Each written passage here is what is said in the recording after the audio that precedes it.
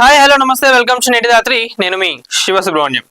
4 కోట్ల తెలంగాణ ప్రజల తరపున ఇప్పుడు మనం చూసుకోబోతున్నట్లయితే జూబ్లీహిల్స్ లో బై ఎలక్షన్ జరగబోతుంది. 4 లక్షల మంది ఓటర్స్ ఎవరైతే ఉన్నారో మీరందరూ కూడా ప్రజాప్రభుత్వం బాగుందా, మరి బీఆర్ఎస్ గత 10 ఏళ్లుగా పాలించింది ఎలా ఉండే ఏందనే దానిపైన ఈ రోజు జూబ్లీహిల్స్ లో ఉన్న 4 లక్షల మంది ఓటర్లందరూ కూడా తీర్పునిచ్చే అవకాశం, ఒక మంచి అవకాశం వచ్చిందని చెప్పి కూడా కేటీఆర్ గారు చెప్పడం జరుగుతున్నది.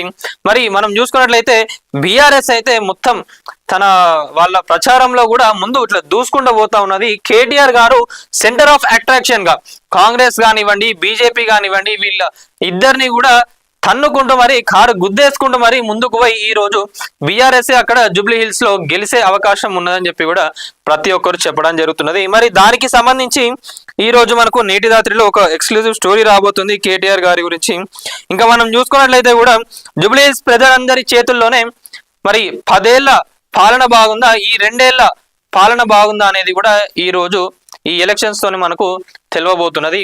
మరి 10 ఏళ్ల అభివృద్ధికి 2 ఏళ్ల అరాచకానికి ఇది ఒక పెద్ద పోటీ అని చెప్పి కూడా కేటీఆర్ గారు చెప్పడం జరుగుతున్నది. సో మొత్తానికైతే మనం చూసుకున్నాము ఏంటంటే ఇక్కడ రోడ్ షోలు చేసినా ఏది చేసినా కూడా జనాలు కూడా తండోపదండాలుగా వస్తున్నారు. ఇంకా కేసీఆర్ గారి పాటలు పెడితేనైతే వర్షాన్ని కూడా లెక్క చేయకుండా వాళ్ళందరూ కూడా అక్కడ డాన్సులు వేస్తూ ఆ ట్రాన్స్ లో మునిగిపోయినారు. అంటే బీఆర్ఎస్ మొత్తం జూబ్లీహిల్స్ కాన్స్టిట్యున్సీ కూడా మొత్తం గులాబీమయంగా మారిందని చెప్పి కూడా మనం ఇక చెప్పక తప్పదు.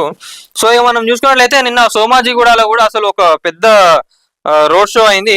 అక్కడ ఈవెంట్ లో కూడా మనం చూసుకున్నట్లయితే మొత్తం మ్యాట్రిక్స్ లైటింగ్ పెట్టి కూడా అసలు వీళ్ళు ఏమేమి హామీలు ఇచ్చిండ్రు, ప్రజాప్రభుత్వం ఏమేమి హామీలు ఇచ్చింది, మరి హామీలు కూడా వాళ్ళు ఏవి తీర్చకుండా ఈ రోజు ఇంత అరాచకానికి పాల్పడుతున్నారు. ఇది కారుకు ఉన్న బుల్డోజర్ కు మధ్య ఒక పెద్ద పోటీ.